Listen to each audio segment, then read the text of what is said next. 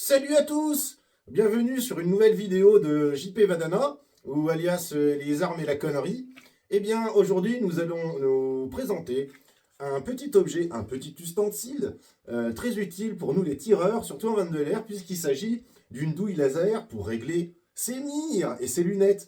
Voici donc, nous allons nous présenter d'une manière très pédagogique cette pauvre merde de matériel. Ok les potes? Allez, allons-y, c'est parti! Les potes, bon, je sais pas comment ils arrivent à faire ça les autres, mais qu'est-ce que ça peut me faire chier moi.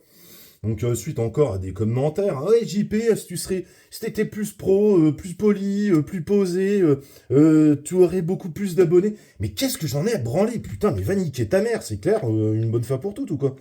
Donc bon, bienvenue à tous les potes, c'est JP.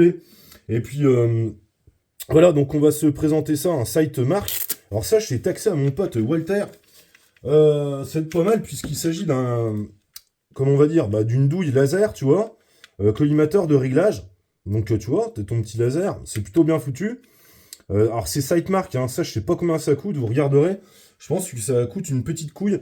Mais bon, Sitemark c'est quand même de la bonne. Moi je m'en souviens, j'avais acheté des douilles, notamment pour mon... Ah bah tout, hein, que ça soit pour le 12, pour le 9 mm, ou pourquoi j'avais acheté ça.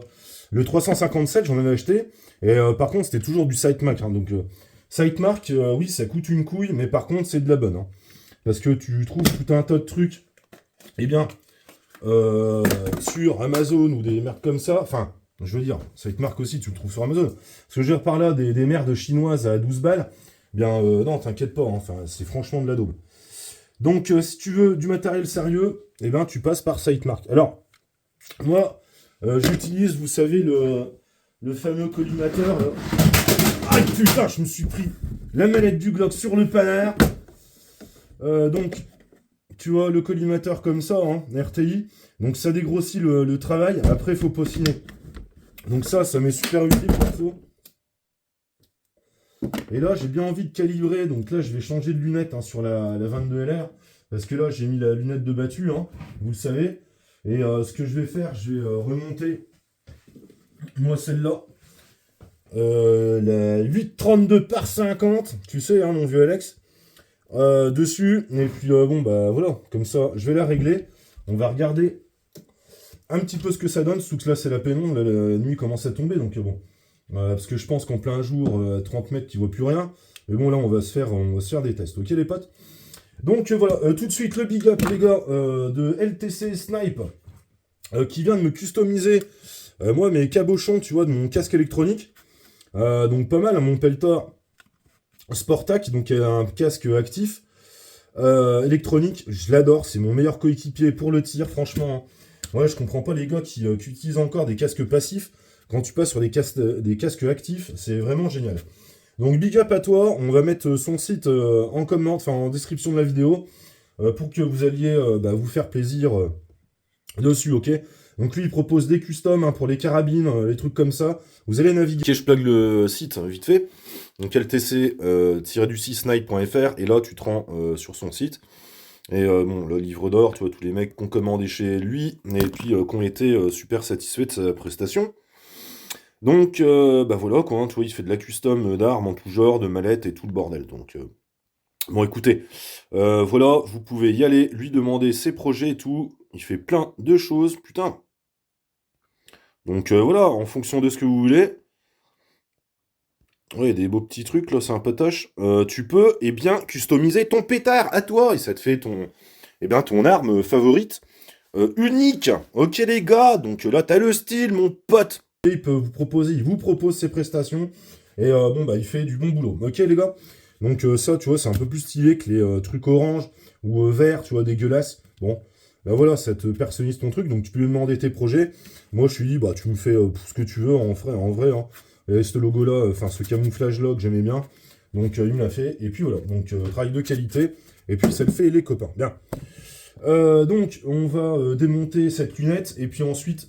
remonter celle-là, ok? Donc je vais vous passer les étapes hein, de démontage, montage d'une lunette, hein, vous n'avez pas besoin de moi pour faire ça. Ok, vite fait, j'ai démonté la lunette, hein, j'ai laissé les colliers dessus.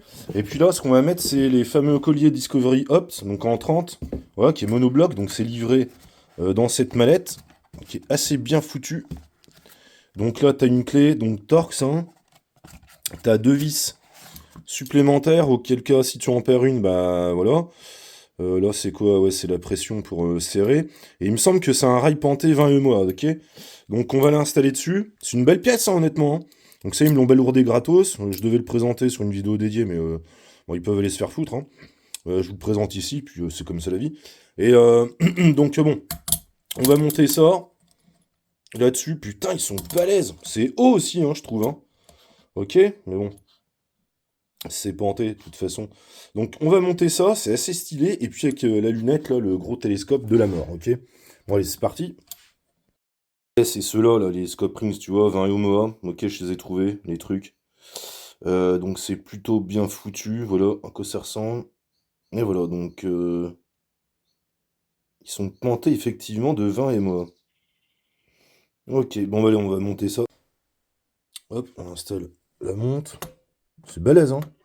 Franchement, le matos, là, il a l'air excellent. Hop.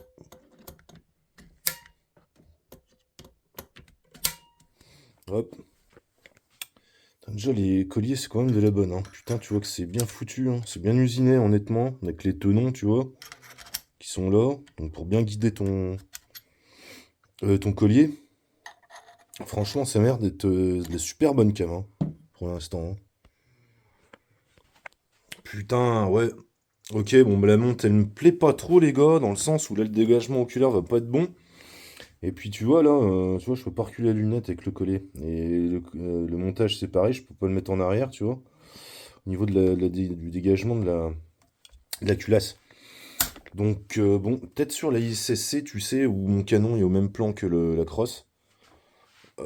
Ça pourrait être intéressant. Bon, là, c'est vachement haut, hein, j'y trouve, hein. Donc, bon. Qu'est-ce qu'on va faire? On va quand même le monter, hein. J'ai essayé, ça va, hein, c'est pas la mer à boire. Mais bon, de toute façon, il faut bien que je le teste, donc on va essayer tout ça. Bon, on va mettre de niveau la bécane avec les colliers. Tac. On va mettre de niveau la lunette.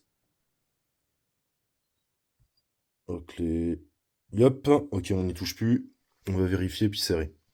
Ok, on serre en croix tout doucement. Et puis là, on va serrer. Voilà. Au tournevis d'Imomo, le métrique.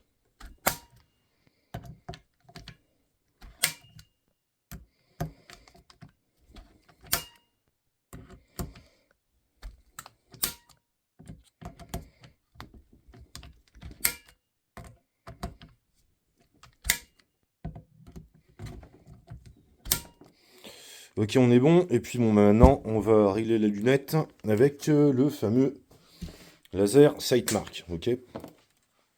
Donc, hein, tu vois, c'est un boîtier. T'as 2 piles, hein. Je sais plus, c'est des petites piles, hein, de télécommande, hein, tu sais. Hop, un bouton on. Et puis là, tu vois que ça produit ton faisceau laser. Tu vois. Ok, bon, on s'essaye ça. Puis on va bien voir, hein. Ok, donc on vire avec culasse. Et puis en fait, tu viens foutre ton appendice directement dans le canon. Ouais, y a pas de jeu, hein. Voilà. Je le trifouille. Je trifouille le truc là. Et non, t'as pas de jeu. Donc ok, ça a l'air pas mal déjà. Et puis bon, bah on va le régler directement, hein. Ok, donc tu vois, là je frappe sur un truc là, à 50 mètres sur une bâche. C'est presque aligné, hein, c'est presque pas mal, hein, avec ma lunette là, hein. Donc voilà le principe, hein. En fait, tu viens régler ton réticule directement sur le pointeur laser, ok? Donc, c'est pas mal, hein, réglé déjà là. Donc j'ai pas grand chose à retoucher les gars, et puis voilà, ok. Bon bah voilà, écoutez, hein, j'ai remis quelques clics là, j'ai redescendu un peu. Euh, donc c'est cool, je vais pouvoir foutre mon zéro stop dessus, hein. Et puis voilà. Donc tu vois, par participer, tu vois, j'ai mis le petit boîtier là sur dans le boîtier de culasse. Et puis bon bah voilà. Ok, bon merci Walter. Et puis ce qu'on va se faire, on va tester ça demain en stand, ok les potes? Bon bah écoutez, on va voir. Ok les gars, bon bah écoutez. C'était pour la présentation de cet ustensile qui, ma foi, m'a l'air super intéressant. On va voir si c'est précis, hein, ok? Donc sur une prochaine vidéo, demain peut-être. Hein. J'essaie de vous balancer la vidéo ce soir, là. Et puis voilà, donc en tout cas, ça marque. Je pense que ça devrait le faire. Hein. Déjà, tu sais, en regardant à travers le canon, tu vois, en enlevant la culasse, et zéroter un peu ta lunette par rapport à ton trou de canon, enfin à ton canon, on était dedans, donc bon, il ne devrait pas y avoir de soucis là-dessus, ok. Donc bon, reste plus qu'à, effectivement, eh bien, essayer ça en stand. Bon, déjà, le look, là, c'est quand même assez badass, assez mastoc, hein, je trouve, honnêtement. Donc bon, je préfère le look, moi, avec lunettes de battu. Mais bon, on va tester ce matériel, hein, de toute façon. Les colliers, ils m'ont l'air super chiadés, quand même. Donc c'est franchement de la qualité. Et puis voilà les potes. C'est pareil, hein, avec cette lunette là, la bécane elle est quand même assez monstrueuse, hein, je trouve. Hein. Honnêtement. Donc ouais, c'est fait vraiment télescope pour une petite chignole. Hein. Puis encore j'ai mis un pseudo frein de bouche là, pour la décoration, mais sinon c'est assez mastoc hein, le truc. Puis encore que là, si tu rajoutes le pare-soleil, bah là mon pote, je peux te dire que t'as de quoi voir un trou noir directement, sans faire de jeu de mots. Mais bon, de toute façon, même avec le plus gros, t'imagines que pour observer un trou noir, tiens la minute astronomie, pour observer un trou noir, mon gars, il faudrait un télescope, mais aussi grand que la Terre en diamètre. T'imagines le délire? Donc en fait, qu'est-ce qu'ils font, eux? Ils ont disposé eh bien, aux quatre coins du globe, partout sur la planète, à des endroits stratégiques, plein de télescopes. Et en fait, à un moment donné, à un moment T, ils observent en même temps le trou noir qui est situé à je ne sais combien d'années-lumière. En fait, c'est un peu, si tu veux, tu prends un miroir, tu le casses en 1000 morceaux, et ben en fait, tu essaies de le reconstituer, et ben ça te donne un peu l'image de ce qu'ils font. Donc tu vois, tu prends un gros miroir de la taille de la Terre, tu le casses, et tu répartis tous les morceaux, tous les petits morceaux sur chaque coin de la Terre. Et comme ça, ils associent les images, ensuite ils les traitent, et c'est comme ça qu'on peut observer des trous noirs qui sont situés aux confins de l'univers, ok. Bon bref, trêve de conneries. Enfin non, c'était pas des conneries ça. Et puis je vous souhaite une bonne soirée les potes. Et puis on va voir ce que ça donne en stand, mais j'ai hâte. Hein.